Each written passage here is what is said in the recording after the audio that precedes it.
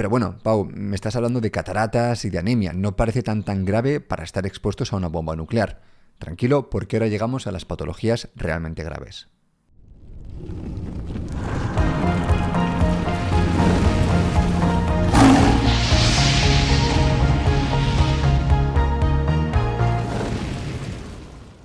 Imagino que estaréis al tanto de lo que está pasando con el mundo últimamente. Si no vivís debajo de una piedra o no habéis estado en una cueva en los últimos meses, sabréis que actualmente Rusia está invadiendo Ucrania. Esta guerra que cada vez está empeorando y que poco a poco más y más países se van a ver involucrados, nos lleva a pensar a todos a una cosa, una posibilidad de guerra nuclear. Y no son cosas que me esté inventando yo. Realmente Putin ha dicho que va a utilizar todos los métodos necesarios para atacar a Ucrania. Кто бы ни пытался помешать нам, а тем более создать угрозы для нашей страны, для нашего народа, должны знать, что ответ России будет незамедлительным и приведет вас к таким последствиям, с которыми вы в своей истории еще никогда не сталкивались.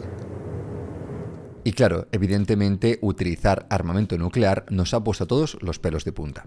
Y de esto es exactamente lo que vamos a hablar en el vídeo de hoy. Ante todo este desconocimiento, ante todo este miedo, quiero traer un poquito de luz a qué es lo que pasaría exactamente si tu cuerpo entrase en contacto con una bomba nuclear. Evidentemente todos sabemos que hay efectos y que es una cosa muy negativa, pero ¿qué es lo que pasaría exactamente? Esto es lo que vamos a ver en el vídeo de hoy. En primer lugar, para entender por qué estas armas tienen tantos efectos sobre nuestros cuerpos, hay que entender cómo funcionan. Como su nombre indica, su funcionamiento se basa en la energía nuclear. La energía nuclear es la que mantiene unidas las partículas subatómicas y les da estabilidad, y es la que se libera cuando se produce un evento de fusión o fisión de un átomo. La fisión es cuando un átomo se divide y la fusión es cuando dos átomos o átomos se juntan. Y aquí es exactamente donde se diferencian las bombas nucleares de las bombas atómicas. Ambos términos suelen utilizarse como sinónimos, pero no son lo mismo, ya que las bombas atómicas se basan en dividir átomos, es decir, en el principio de fisión, mientras que las nucleares se basan en unir átomos pequeños para formar otros más grandes. En otras palabras, se basan en la fusión. Ambos liberan unas cantidades alucinantes de energía y son capaces de generar unas reacciones en cadena que flipas. Pero la razón por la que es importante hacer la distinción es porque mientras que la energía liberada por la fisión está limitada a la cantidad de átomos que tenemos para dividir, la energía liberada por la fusión nuclear puede ser infinita. Por eso es extremadamente poderosa y tiene un alcance tan amplio. Y ahora que ya tenemos esto claro, sabemos que ambas bombas tendrían unos efectos muy nocivos sobre nuestro cuerpo, pero los diferentes efectos se van a deber a diferentes características. Para empezar, debemos distinguir entre los dos tipos de efectos que producen las explosiones nucleares, los inmediatos o primarios y los atrasados o secundarios. Los inmediatos vendrían a ser los que ocurren en el momento de la explosión o en las semanas siguientes, como son la onda expansiva, el pulso de calor, la radiación ionizante y el pulso electromagnético. Los retrasados o secundarios, por otro lado, abarcan los efectos a largo plazo, como los que tienen sobre el clima, el medio ambiente o los recursos naturales.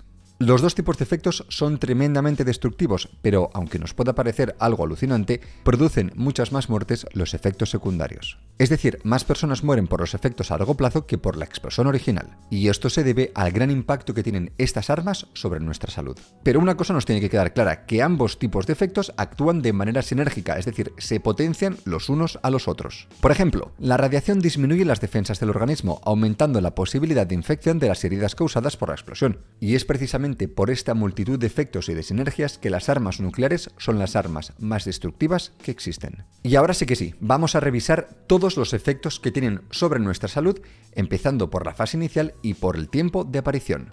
La etapa inicial abarca el momento de la explosión y sus efectos inmediatos. La mayoría de las muertes en esta etapa se deben a quemaduras y a colapsos de edificios. Aunque podemos pensar que la onda de explosión no es una cosa muy seria porque nos reventaría tímpanos y realmente nos lanzaría a muchos metros de distancia, tenemos que recordar que tenemos órganos muy sensibles, sobre todo a este tipo de barotraumas. Y lo mismo que nos pasa a nosotros, los edificios no tienen tanta resistencia a estas presiones, por lo que es posible que se derrumben. Y ahí empieza una amenaza muy importante. Mucha gente puede quedar atrapada en los escombros y morir aplastada o sofocada. Y por esto la supervivencia de muchas personas también está muy relacionada con el tipo de edificios que les rodean.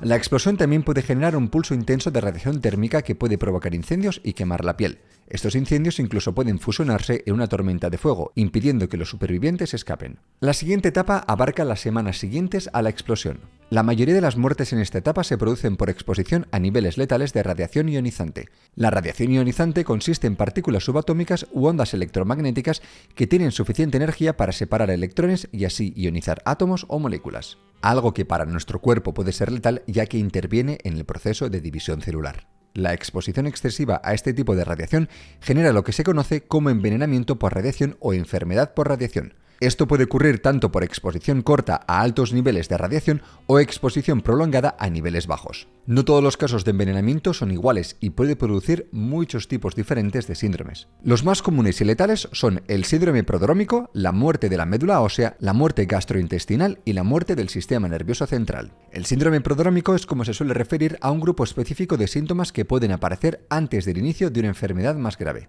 La muerte de la médula ósea realmente consiste en la descomposición de esa parte de la médula ósea que se encarga de generar productos que se encuentran en la sangre, como glóbulos rojos, glóbulos blancos y plaquetas. Vamos, que se detiene completamente la creación de estos tipos de células. La pérdida de plaquetas puede provocar una hemorragia letal y la falta de glóbulos blancos nos deja completamente sin un sistema inmune para luchar contra infecciones. La muerte o infarto gastrointestinal se genera por el daño de las células epiteliales que recubren el tracto gastrointestinal. Esto genera agotamiento y malnutrición, que combinado con el daño de la médula ósea es fatal. Las personas mueren aproximadamente 1 o 2 semanas de aparecidos los síntomas. Y por último, la muerte del sistema nervioso central es el resultado de la supresión de la actividad cerebral y puede resultar en una disminución de la frecuencia respiratoria, disminución de la frecuencia cardíaca y pérdida del conocimiento que posiblemente lleve al coma o la muerte. La tercera etapa continúa por las enfermedades provocadas por la radiación, que no son tan inmediatas y no tienen por qué ser tan letales. La piel es uno de los principales órganos afectados, ya que está en contacto directo con la lluvia radioactiva y el aire contaminado. Los síntomas más normales son el enrojecimiento debido a la congestión o el edema de los vasos sanguíneos. Otros efectos que pueden ocurrir dependiendo de los niveles de exposición pueden ser la pérdida temporal o permanente del cabello, prurito o comezón, que es esta sensación de que te tienes que rascar constantemente porque te pica todo el cuerpo, y descamación, ampollas y úlceras supurativas. En segundo lugar están los pulmones, que son los órganos más radiosensibles. La radiación puede provocar una neumonía, que puede llevar a una insuficiencia pulmonar y a la muerte en unos pocos meses. Y después tenemos los ovarios, que pueden recibir un daño temporal que anularía la menstruación durante periodos de alrededor de 3 años o en algunos casos incluso esterilización permanente. Y lo mismo puede ocurrir también con los testículos. Pasemos ahora a los efectos a largo plazo, que no suelen ocurrir semanas o meses más tarde, sino pueden llegar a ocurrir incluso 10 años más tarde de la exposición a una bomba nuclear. Una de las condiciones más comunes que se presentaron después de las explosiones en Hiroshima o en Nagasaki fueron las cataratas. Una catarata ocurre cuando el cristalino o la lente del ojo se nubla, afectando la visión. Son muy comunes en las personas mayores, pero después de las explosiones nucleares se notó un importante aumento en la tasa de diagnósticos entre los supervivientes. Afortunadamente, aunque las cataratas son muy molestas, no son una cosa mortal y hoy en día se pueden tratar con una cirugía. Otras patologías que se pueden desarrollar están más relacionadas con la sangre. Como ya os he dicho antes, se puede reducir la producción de glóbulos blancos y glóbulos rojos. Y de hecho, esta disminución puede durar hasta 10 años después de la explosión. Tras las explosiones nucleares en Japón, hubo un importante aumento de casos de anemia entre las personas expuestas a la bomba. Pero bueno, Pau, me estás hablando de cataratas y de anemia. No parece tan grave para estar expuestos a una bomba nuclear. Tranquilo, porque ahora llegamos a las patologías realmente graves. Y me estoy refiriendo en primer lugar al cáncer, ya que la radiación ionizante es completamente cancerígena. Creo que el cáncer debe ser el riesgo a largo plazo más significante que pueden provocar estas armas, y lamentablemente es bastante común entre las personas que han sido expuestas a la radiación. La incidencia de cáncer entre los supervivientes de Hiroshima y Nagasaki es considerablemente mayor al resto de la población mundial. Claramente el riesgo depende del grado de radiación al que la persona haya sido expuesta. Y tampoco se puede decir cuánto tardará el cáncer en aparecer, ya que distintos cánceres tienen distintos tiempos. Por ejemplo, la leucemia, que es el tipo de cáncer más común entre los supervivientes, tarda solo 2 años de media en aparecer, pero otros cánceres, como el de piel o de pulmones, pueden tardar más de 20 años en desarrollarse. Otros cánceres que suelen aparecer en este tipo de casos son el de tiroides, el de mamas y el de glándulas salivares.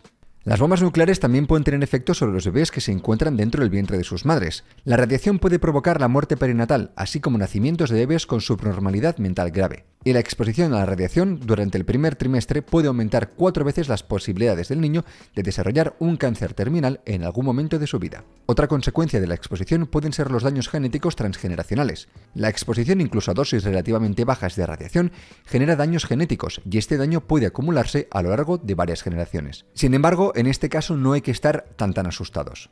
Aunque los daños genéticos son algo que se han estudiado y demostrado en laboratorios, no es algo que haya ocurrido a gran escala después de los bombardeos de Hiroshima y Nagasaki. Evidentemente es algo que tendremos que seguir investigando durante los años venideros. Pero hasta ahora no se encontró un aumento estadísticamente significativo de malformaciones congénitas entre los hijos de supervivientes que fueron concebidos tras las explosiones. Dicho esto, cabe aclarar que los efectos sobre la salud no solo se deben directamente a las enfermedades y patologías desarrolladas a causa de la explosión y la radiación. Tras una guerra nuclear, desafortunadamente, se obstaculiza bastante el tratamiento de víctimas, tanto por la destrucción de hospitales y centros de salud, tanto porque entre los muertos y heridos, sin lugar a dudas, habrá un gran número de médicos, enfermeros, auxiliares de enfermería y un montón de profesionales de la salud.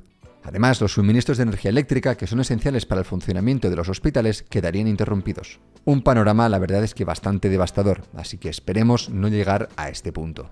Y no tengo mucho más que deciros sobre este tema. Creo que ya he dicho más que suficiente sobre la tragedia que sería una explosión nuclear, pero quiero irme con una nota un poco más optimista. No quiero dejar de comentar que a pesar de que muchos creen que tanto Hiroshima como Nagasaki son inhabitables hoy en día debido a los niveles de radiación que subexisten, esto no es del todo cierto. Los niveles de radiación en estas ciudades son tan bajos que apenas son apreciables. Aunque evidentemente esto no es suficiente y no intenta excusar nada de lo que puede llevar una guerra nuclear, también recordemos que los humanos hemos sobrevivido a un montón de situaciones, pero esperemos no tener que sobrevivir a esta situación de una guerra nuclear. Por Dios, sería una puñetera locura, esperemos no llegar a esto. Pero bueno, aquí estamos hablando de ciencia e intento hacer una comunicación objetiva de lo que pasaría. De hecho, mi objetivo con este vídeo no era asustaros. No intento asustaros ni con este vídeo ni con ninguno. Yo quiero informaros y quiero explicaros qué es lo que pasaría. Pero bueno, esperemos que Putin no decida dar el primer paso y empezar a lanzar bombas nucleares, porque la verdad que la manera que se está comportando es horrible. Que sepáis que este canal apoya completamente a Ucrania, completamente denuncia lo que Putin está haciendo, no el pueblo ruso. Ojo, cuidado, las personas que están apoyando a Putin, sí, estamos denunciando, desde Diario de Mir denunciamos esta situación, pero no metemos en la misma bolsa a todos los rusos. Tengo muchísimos amigos rusos que completamente denuncian esta situación, que han escapado de Rusia porque no soportaban el régimen de Putin, y que sepáis que desde aquí apoyamos completamente a Ucrania y denunciamos la situación en la que se encuentran. Os dejaré aquí abajo algunos enlaces en algunas ONGs en las que podéis donar si os apetece. Si no queréis, pues no pasa nada. Compartid este vídeo para que todas las personas sepan de lo que estaríamos hablando si Putin decidiese lanzar la primera bomba nuclear. Y nada, que sepas que YouTube piensa que este vídeo aquí te puede gustar y te puedes suscribir aquí abajo si no lo estabas. Nosotros nos veremos la semana que viene con más ciencia, con más medicina y con más cosas que se me pasen por la cabeza. Hasta entonces, mucho cuidado y que la ciencia os acompañe.